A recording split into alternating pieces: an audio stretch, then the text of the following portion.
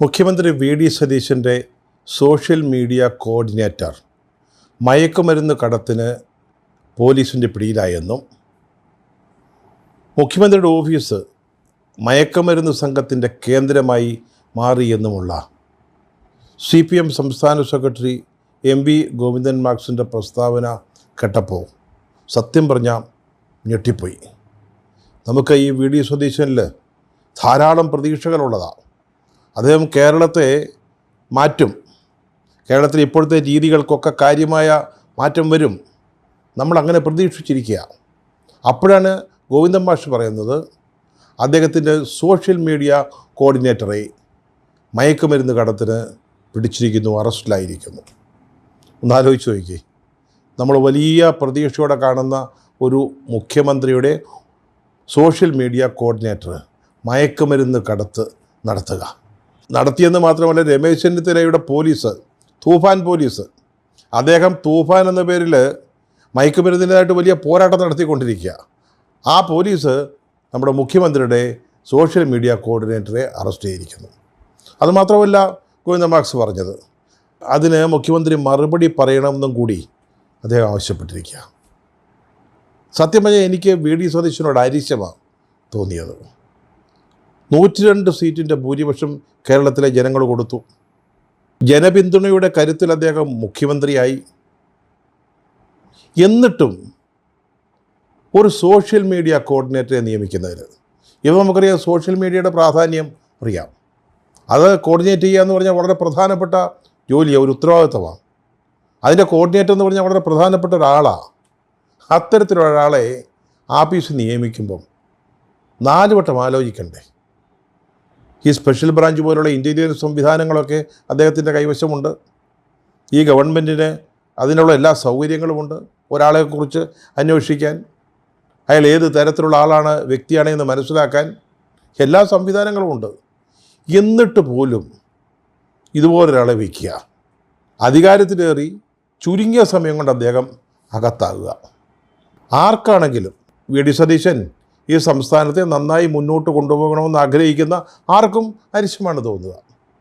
CPM സംസ്ഥാന സെക്രട്ടറിയുടെ ഈ പ്രസ്താവന കേട്ടപ്പോൾ അതിനെക്കുറിച്ചൊന്ന് അന്വേഷിച്ചു. നമ്മുടെ രീതി അതാണല്ലോ, അങ്ങനെ അങ്ങ് പറഞ്ഞാൽ ഉടനെ അതിൻ്റെ പിന്നാലെ പോകാൻ പാടില്ല. ഒന്ന് അന്വേഷിച്ചപ്പോൾ എന്താണ്, ടീം വി ഡി സതീശൻ എന്ന് പറയുന്ന ഒരു സോഷ്യൽ മീഡിയ കൂട്ടായ്മ അല്ലെങ്കിൽ ഒരു ഗ്രൂപ്പ്, അതിൻ്റെ കോർഡിനേറ്ററാണ്. അതിനെന്താണ് മുഖ്യമന്ത്രിയുടെ ഓഫീസുമായിട്ട് ബന്ധം? അയാൾ മുഖ്യമന്ത്രിയുടെ ഓഫീസിൽ ജോലി ചെയ്യുന്ന ആളല്ല, ഒരു സ്വകാര്യ സോഷ്യൽ മീഡിയ കൂട്ടായ്മ. എനിക്ക് വേണമെങ്കിൽ നാളെ ടീം MV ഗോവിന്ദൻ മാക്സ് എന്ന് പറയുന്ന ഒരു കൂട്ടായ്മ ഉണ്ടാക്കാവുന്നേ ഉള്ളൂ. വാട്സാപ്പ് ഗ്രൂപ്പോ അല്ലെങ്കിൽ ഫേസ് ഗ്രൂപ്പിൽ ഒരു സംവിധാനമൊക്കെ എനിക്കുണ്ടാക്കാവുന്നതേ ഉള്ളൂ. അതുകൊണ്ട് ഞാൻ MV ഗോവിന്ദൻ മാഷിൻ്റെ സോഷ്യൽ മീഡിയ കോർഡിനേറ്റർ ആകുമോ? ഒന്ന് ആലോചിച്ച് നോക്കി. അയാൾക്ക് സതീശൻ്റെ ഓഫീസുമായിട്ട് യാതൊരു ബന്ധവുമില്ല. അയാളൊരു ഗ്രൂപ്പ് ഉണ്ടാക്കി. അങ്ങനെ ഒരു ഗ്രൂപ്പ് ഉണ്ടാക്കാൻ മുഖ്യമന്ത്രി വി ഡി സതീശൻ്റെ അനുവാദമൊന്നും വേണ്ട, അയാൾക്കത് ചെയ്യാവുന്നേ ഉള്ളൂ. അതിനുള്ള സംവിധാനങ്ങൾ സോഷ്യൽ മീഡിയയിലുണ്ട്. അത് മാത്രമല്ല, വി ഡി സതീശൻ പ്രതിപക്ഷ നേതാവായിരിക്കുമ്പോൾ ഇയാളുടെ പേര് മുഹമ്മദ് ഹുസൈൻ എന്ന് പറ്റുക, ബംഗാളിലാണ് ഇങ്ങേരുടെ സ്ഥലം. അതുവഴിയെങ്ങാണ്ട് പോയപ്പോൾ ഇയാളുടെ വീട്ടിലൊന്ന് കയറി. എന്തിനാ കയറിയെന്ന് ചോദിച്ചാൽ, അതിന് തൊട്ട് മുമ്പ് നടന്ന ഈ നവകേരള യാത്ര, നമ്മുടെ മുൻ മുഖ്യമന്ത്രി പിണറായി വിജയൻ നടത്തിയ അശ്വമേധം, അതിനെതിരെ പ്രതിഷേധം നടത്തിയതിന് ഇയാൾക്ക് 2 തല്ല് കിട്ടി പോലീസിൻ്റെ. അങ്ങനെയുള്ള ഒരാളെ കാണാൻ കയറിയതാ. അതുമാത്രമല്ല, ഈ ബംഗാളിയിൽ വലിയകുളം എന്ന് പറയുന്ന ഒരു സ്ഥലമുണ്ട്. അവിടുത്തെ യൂത്ത് കോൺഗ്രസിൻ്റെ ഒരു യൂണിറ്റ്, ഒരുപക്ഷെ അത് യൂത്ത് കോൺഗ്രസിൻ്റെ സംഘടനാ സംവിധാനത്തിന് ഏറ്റവും താഴെ തലത്തിലുള്ളൊരു ഘടകമാണത്. അവർ ലഹരിക്കെതിരെ നാടുടരുന്നു എന്ന് പറഞ്ഞുകൊണ്ട് ഒരു പ്രഭാത കാൽനടയാതയോ മറ്റു നടത്തി. അതിൽ ഇയാൾ പങ്കെടുത്തിട്ടുണ്ട്. അപ്പോൾ പിന്നെ നമ്മുടെ മുഖ്യമന്ത്രിയുടെ ഓഫീസ് മയക്കുമരുന്ന് സംഘത്തിൻ്റെ കേന്ദ്രമായി മാറുകയാണല്ലോ. അതിന് മുഖ്യമന്ത്രി വി ഡി സതീശൻ മറുപടി പറയണമല്ലോ. ഒന്ന് ആലോചിച്ച് നോക്കി, CPMൻ്റെ സംസ്ഥാന സെക്രട്ടറി നടത്തിയ പ്രസ്താവനയാണ്. ഇങ്ങനെ മുഖ്യമന്ത്രിയുടെ ഓഫീസിനെ കുറിച്ച് അവരെക്കുറിച്ച് മൊത്തത്തിൽ ഇത്തരത്തിലുള്ളൊരു പരാമർശം നടത്തുമ്പോൾ ആ ആഫീസ് മയക്കുമരുന്ന് സംഘത്തിൻ്റെ കേന്ദ്രമാണെന്ന് പറയുക. അവിടെ ഉള്ളവരൊക്കെ മയക്കുമരുന്നുമായിട്ട് അല്ലെങ്കിൽ മയക്കുമരുന്ന് സംഘങ്ങളുമായി ബന്ധമുള്ളവരാണെന്ന് പറയുക.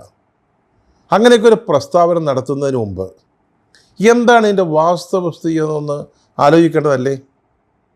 എം വി ഗോവിന്ദൻ മാസ്റ്റർ എന്ന് പറയുന്ന ആളെ ഒരു ചെറിയ ആളൊന്നുമല്ല. അദ്ദേഹം ഒരു ലോക്കൽ കമ്മിറ്റി സെക്രട്ടറി ഒന്നുമല്ല. ഇവിടുത്തെ ഏറ്റവും പ്രധാനപ്പെട്ട ഒരു പാർട്ടിയുടെ പ്രതിപക്ഷ മുന്നണിയെ നയിക്കുന്ന പാർട്ടിയുടെ സംസ്ഥാന സെക്രട്ടറിയാണ്. അദ്ദേഹം സംസ്ഥാനത്തെ മുഖ്യമന്ത്രിയുടെ ഓഫീസിനെതിരായിട്ട് ഇതുപോലൊരു ആക്ഷേപം ഉന്നയിക്കുമ്പോൾ, മുഖ്യമന്ത്രിക്കെതിരായിട്ടുള്ളൊരു ആക്ഷേപം, അദ്ദേഹം ഒരു മയക്കുമരുന്ന് കടത്തുകാരനെ അദ്ദേഹത്തിൻ്റെ സോഷ്യൽ മീഡിയ കോർഡിനേറ്റർ നിയമിച്ചു എന്നാണല്ലോ ആരോപണം. അത്തരത്തിലൊരു ആരോപണം ഉന്നയിക്കുന്നതിന് മുമ്പ് വാസ്തവസ്ഥിതി ഒന്ന് ആലോചിക്കണ്ടേ? അദ്ദേഹത്തിന് പോലീസിൽ തന്നെ വിവരങ്ങൾ തരാൻ ആളുകളുണ്ടല്ലോ. അല്ലെങ്കിൽ പാർട്ടിയുടെ കീഴിലുള്ള മാധ്യമങ്ങളോടൊന്ന് ചോദിച്ചുകൂടെ? വി ഡി സതീശൻ്റെ ഓഫീസിൽ അങ്ങനെ ഒരു സോഷ്യൽ മീഡിയ കോർഡിനേറ്റർ ഉണ്ടെങ്കിൽ അത് CPM ചാനലിൻ്റെയും പത്രത്തിൻ്റെയും ഒക്കെ ഇവിടുത്തെ ലേഖകന്മാർക്ക് അറിയാവുന്ന ആളായിരിക്കണമല്ലോ. ഒന്ന് അന്വേഷിച്ചുകൂടെ? എന്നിട്ട് ഒരഭിപ്രായം പറയുന്നതല്ലേ ശരി? എന്നിട്ട് മുഖ്യമന്ത്രിയോട് നിങ്ങളിതിന് മറുപടി പറയണമെന്നൊക്കെ ആവശ്യപ്പെടുന്നതല്ലേ അതിൻ്റെ ഒരു മര്യാദ? ഇയാൾ ഈ മുഹമ്മദ് ഹുസൈൻ എന്ന് പറയുന്ന ആളിനെ 139 ഗ്രാം MDMA എന്ന് പറയുന്നൊരു മയക്കുമരുന്നുമായിട്ട് പിടികൂടി. അതാണ് വസ്തുത. ഇയാൾക്ക് ചിലപ്പോൾ യൂത്ത് കോൺഗ്രസുമായിട്ട് ബന്ധമുണ്ടായിരിക്കാം. വി ഡി സതീശൻ്റെ ഒരു ആരാധകനായിട്ടാണ് അദ്ദേഹം നാട്ടിൽ അറിയപ്പെടുന്നതെന്നാണ് ഇവിടെ ഗോവിന്ദൻ മാർക്സിൻ്റെ ഈ പ്രസ്താവന റിപ്പോർട്ട് ചെയ്ത അതേ പത്രം മാതൃഭൂമി റിപ്പോർട്ട് ചെയ്തിരിക്കുന്നത്. ഒരു ആരാധകൻ. ഈ ആരാധകന്മാരെയൊക്കെ നമ്മൾ അവരുടെ സോഷ്യൽ മീഡിയ കോർഡിനേറ്ററായിട്ടങ്ങ് നിയമിച്ചാൽ എങ്ങനെയിരിക്കും? ആർക്ക് വേണമെങ്കിൽ ഇതുപോലൊരു ആരാധക കൂട്ടം ഉണ്ടാക്കാം. എന്നിട്ട് ഞാനതിൻ്റെ അഡ്മിനാണ്, ഞാനതിൻ്റെ CEO ആണ്, അതിൻ്റെ അട്ടിപ്പേര് വിടുന്ന എൻ്റെ പേരിലാണ് എന്നൊക്കെ പറഞ്ഞ് നടക്കാം. അത് മനസ്സിലാക്കാതെ എം വി ഗോവിന്ദൻ മാസ്റ്ററിനെ പോലെ ഒരാൾ ഇത്തരത്തിലുള്ളൊരു ആരോപണം ഉന്നയിക്കാമോ? പിന്നെ നോക്കുമ്പോൾ അദ്ദേഹം ഇതിൻ്റെ പേരിൽ സതീശൻ്റെ രാജിയൊന്നും ആവശ്യപ്പെട്ടില്ല. അത്രയും ഭാഗ്യമെന്ന് സതീശൻ കരുതിയാൽ മതി. ഇനി അദ്ദേഹം രാജി ആവശ്യപ്പെടുകയും അതിൻ്റെ പിന്നാലെ SFIയും DYFIയും പാർട്ടിക്കാരും എല്ലാം കൂടെ ഇപ്പോൾ EDയുടെ ഉദ്യോഗസ്ഥന്മാർ പിണറായി വിജയൻ്റെ വീട്ടിൽ വന്നപ്പോൾ ഇവിടെ ഈ പാർട്ടി നടത്തിയ ചില കാളികുളിത്തരങ്ങളുണ്ടല്ലോ, അതുപോലെ ഇദ്ദേഹത്തിൻ്റെ രാജി ആവശ്യപ്പെട്ടുകൊണ്ട് തെരുവിലിറങ്ങുകയും ചെയ്തിരുന്നെങ്കിൽ വി ഡി സതീശൻ കുറച്ച് വിഷമിക്കുമായിരുന്നു. ഏതായാലും അതൊന്നും ചെയ്തില്ല. ഈ വാർത്ത വന്ന അതേ പത്രത്തിൽ മാതൃഭൂമിയിൽ മറ്റൊരു വാർത്തയുണ്ട്. കുറേയുടെ വലിയ ഹെഡിങ്ങിലാണ് വന്നിരിക്കുന്നത്. നമ്മുടെ മന്ത്രി ശിവൻകുട്ടി, മുൻ മന്ത്രി, വിദ്യാഭ്യാസ മന്ത്രി, അദ്ദേഹത്തിൻ്റെ ഗൺമാനായിരുന്ന ആൾ, മുൻ ഗൺമാൻ എന്ന് പറയാം, അദ്ദേഹം മന്ത്രിയായിരുന്നപ്പോഴായിരുന്നു ഗൺമാനായിരുന്ന ഒരാൾ ഇപ്പോൾ സസ്പെൻഷനില്ല. എന്തിനാ? അയാൾ ബസ്സേ കയറിയപ്പം മുൻ സീറ്റിലിരുന്ന പെൺകുട്ടിയെ ശല്യപ്പെടുത്തിയതിന്, അവരോട് മോശമായിട്ട് പെരുമാറിയതിന് അയാളിപ്പോൾ സസ്പെൻഷനില്ല. വെറുതെ ഇരിക്കുന്ന ഒരാളിനെ നിങ്ങൾ സോഷ്യൽ മീഡിയ കോർഡിനേറ്റർ ആക്കുക ചെയ്തത്. ഇവിടെ അതല്ല. ഈ ഗൺമാൻ എന്ന് പറയുന്നത് വളരെ പ്രധാനപ്പെട്ട ഒരാളാണ്. മന്ത്രിയുടെ സുരക്ഷയ്ക്ക് ഉത്തരവാദിത്വമുള്ള ഒരാളാണ്. അത് നോക്കേണ്ട ഒരാളാണ്. അതുമാത്രമല്ല, തോക്കും കൊടുത്താണ് അദ്ദേഹത്തെ മന്ത്രിയുടെ കൂടെ സഞ്ചരിക്കാൻ നമ്മൾ വിടുന്നത്. ഗൺമാനാ, കയ്യിൽ തോക്കുണ്ട്. ഈ തോക്കുകൊണ്ട് ആർക്കും എന്തും ചെയ്യാവുന്നതാണ്. അതുകൊണ്ട് ഏതൊരു മന്ത്രിയാണെങ്കിലും അതുപോലെ അധികാര സ്ഥാനത്തിരിക്കുന്ന ആളാണെങ്കിലും ഏറ്റവും വിശ്വസ്തനായിട്ടുള്ള ഒരാളെയാണ് ഗൺമാനാക്കുക. ആ ഗൺമാനായി ഇപ്പം സസ്പെൻഷനിലായിരിക്കുക. SAP ക്യാമ്പിലുണ്ടായിരുന്ന ഒരാളാണ്, പേരൊന്നും പറയുന്നില്ല. അതുകൊണ്ട് മുൻ മന്ത്രിയുടെ ഗൺമാനെ ഇതുപോലുള്ളൊരു സ്ത്രീപീഡന കേസിൽ സസ്പെൻഡ് ചെയ്യുമെന്ന് വിചാരിച്ചിട്ട് ശിവൻകുട്ടിയുടെ ഓഫീസ് മുഴുവൻ പെണ്ണുപിടിയന്മാരാണെന്ന് ആരെങ്കിലും പറയുമോ? അങ്ങനെ ആരെങ്കിലും പറഞ്ഞിട്ടുണ്ടോ? അങ്ങനെ ആർക്കെങ്കിലും ഒരു ചിന്തയുണ്ടോ? ഇല്ലല്ലോ. ഇപ്പോഴാണെങ്കിലും പറയാം, അങ്ങനെ പറയുന്നുണ്ടോ?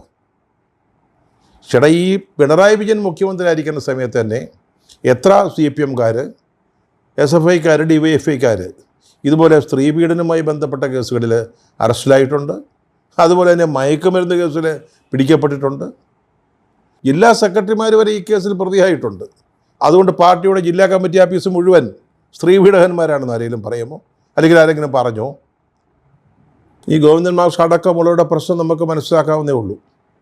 അവരനുഭവിക്കുന്ന ഫ്രസ്ട്രേഷൻ. 10 കൊല്ലമായിട്ട് അധികാരത്തിലായിരുന്നു, പോലീസും പട്ടാളവും ഒക്കെ അവരുടെ കൈപ്പിടിയിലായിരുന്നു, സകല അധികാരങ്ങളും കൈകാര്യം ചെയ്തവരാണ്. രാജ്യവും ശക്തിയും മഹത്വവും പിണറായി വിജയൻ്റെയും കൂട്ടരുടെയും കൈവശമായിരുന്നു. ഇപ്പോൾ അതങ്ങ് പോയി. അതുമാത്രമല്ല, ചരിത്രത്തിലെ ഏറ്റവും വലിയൊരു പരാജയത്തെയാണ് CPM-ൻ്റെ നേതൃത്വത്തിലുള്ള മുന്നണിയും നേരിട്ടത്. അധികാരം അങ്ങോട്ട് കൈവിടുമ്പോൾ നിരാശയുണ്ടല്ലോ, ആ ഫ്രസ്ട്രേഷൻ, ആ മാനസികാവസ്ഥ, അത് നമുക്ക് മനസ്സിലാകും. അതുകൊണ്ട് ഇങ്ങനെയൊക്കെ പറയാൻ തോന്നും. ഇന്നലെ ഒരു DYFI നേതാവ് പറയുന്നത് കേട്ടു. എന്താ അത് ഉദ്ദേശിച്ചതെന്ന് എനിക്ക് മനസ്സിലായില്ല. മുഖ്യമന്ത്രിയുടെ സോഷ്യൽ മീഡിയ കോർഡിനേറ്ററെ അറസ്റ്റ് ചെയ്തതുമായി ബന്ധപ്പെട്ട് അദ്ദേഹത്തിൻ്റെ ഒരു കണ്ടുപിടുത്തം എന്താണെന്ന് ചോദിച്ചാൽ, രമേശ് ചെന്നിത്തല തൂഫാൻ എന്ന് പറയുന്ന ഒരു പ്രൊജക്റ്റ് നടപ്പാക്കിക്കൊണ്ടിരിക്കുക. അതിനെ പൊളിക്കാൻ സ്റ്റാഫിൽപ്പെട്ട ഒരാളെ വിട്ടെന്ന ഒരാൾ ഈ തൂഫാൻ പൊളിക്കാൻ വേണ്ടി 139 ഗ്രാം MDMA-യുമായിട്ട് സതീശൻ അങ്ങോട്ട് വിട്ടെന്ന തൂഫാൻ പൊളിക്കാൻ. എന്തൊക്കെ കേൾക്കണം ഒരു തെരഞ്ഞെടുപ്പ് പരാജയം സംഭവിച്ചതിൻ്റെ പേരിൽ. SFI ഇന്നലെ യൂണിവേഴ്സിറ്റി മാർച്ച് നടത്തിയിരിക്കുക. ഹോസ്റ്റലിൽ സൗകര്യം പോരുന്നു, യൂണിവേഴ്സിറ്റി മാർച്ച്.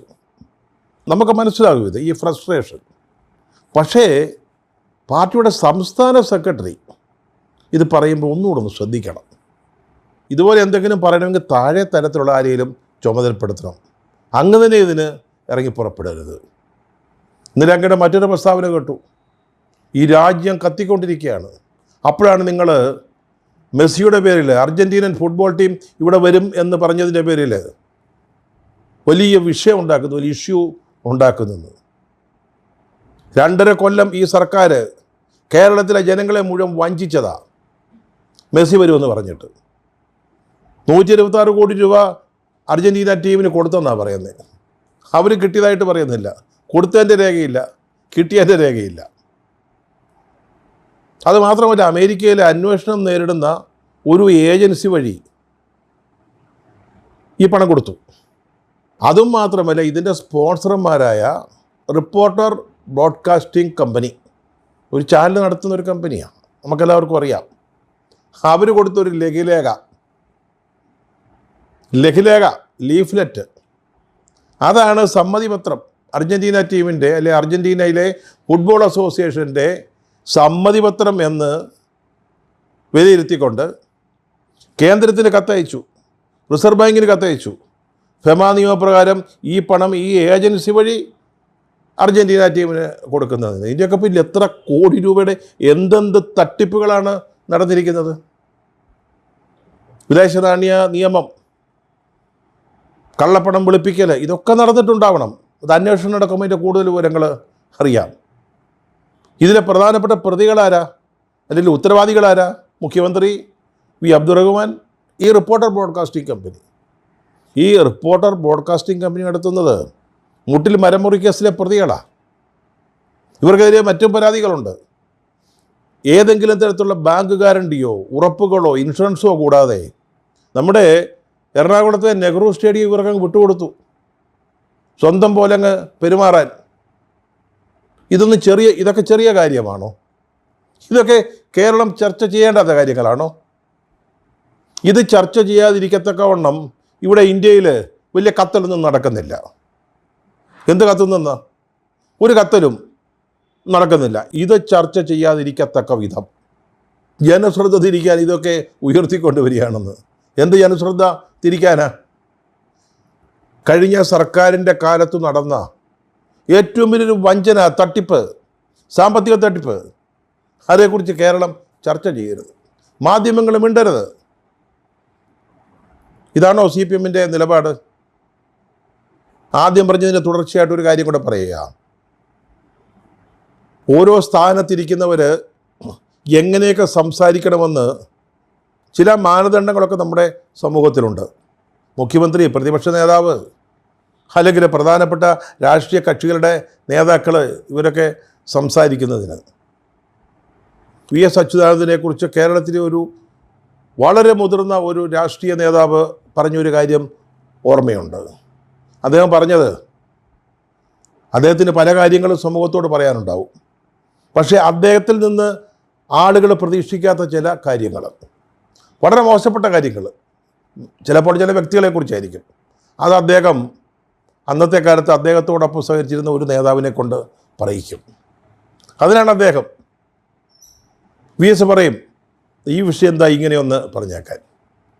അതിനേക്കാൾ കുറച്ചുകൂടെ നിലവാരമുള്ളത് മറ്റൊരു നേതാവ്, ഇടതുമുന്നണിയിലെ തന്നെ മറ്റൊരു നേതാവ്, അതിനേക്കാൾ ഭേദപ്പെട്ട കാര്യങ്ങളാണെങ്കിൽ മറ്റൊരു ഘടകകക്ഷി നേതാവ്.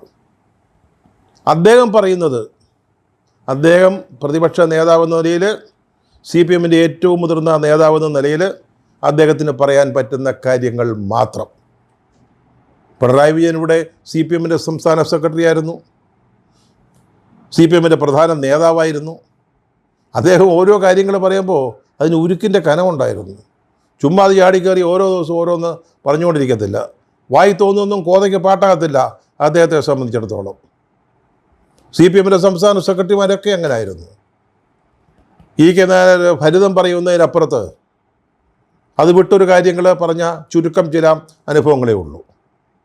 ചായ കുടിക്കുന്ന പോലെയാണ് അമേരിക്കയിൽ ബലാത്സംഗം എന്നൊക്കെ പറഞ്ഞതുപോലെ അദ്ദേഹത്തിന് ചില പോരായ്മകൾ, അല്ലെങ്കിൽ അദ്ദേഹത്തിൻ്റെ ഭാഗത്തുനിന്ന് ചില വീഴ്ചകൾ സംഭവിച്ചിട്ടുണ്ട്. എങ്കിൽ പോലും ഇതെന്തും പറയും. ഒന്നന്വേഷിക്കണ്ടേ? വാസ്തവം എന്താണെന്ന് മനസ്സിലാക്കണ്ടേ? ഈ പറയുന്ന മുഹമ്മദ് ഹുസൈൻ മുഖ്യമന്ത്രിയുടെ ആഫീസിൽ ഈ സോഷ്യൽ മീഡിയ കോർഡിനേറ്റർ ആണോ എന്നൊന്ന് അന്വേഷിക്കണ്ടേ? എന്നിട്ട് വേണ്ടേ അതിനെപ്പറ്റി പറയാൻ? ഗോവിന്ദൻ മാഷേ, നിങ്ങളുടെ ഫ്രസ്ട്രേഷൻ നമുക്ക് മനസ്സിലായി എന്ന് പറഞ്ഞല്ലോ. ഒന്ന് പൊടിക്കടങ്ങ്. ഈ ഗവൺമെൻറ് നിങ്ങൾക്ക് വേറെയും വിഷയങ്ങൾ തരും, നല്ല വിഷയങ്ങൾ. അപ്പം നമുക്ക് പ്രതികരിക്കാം.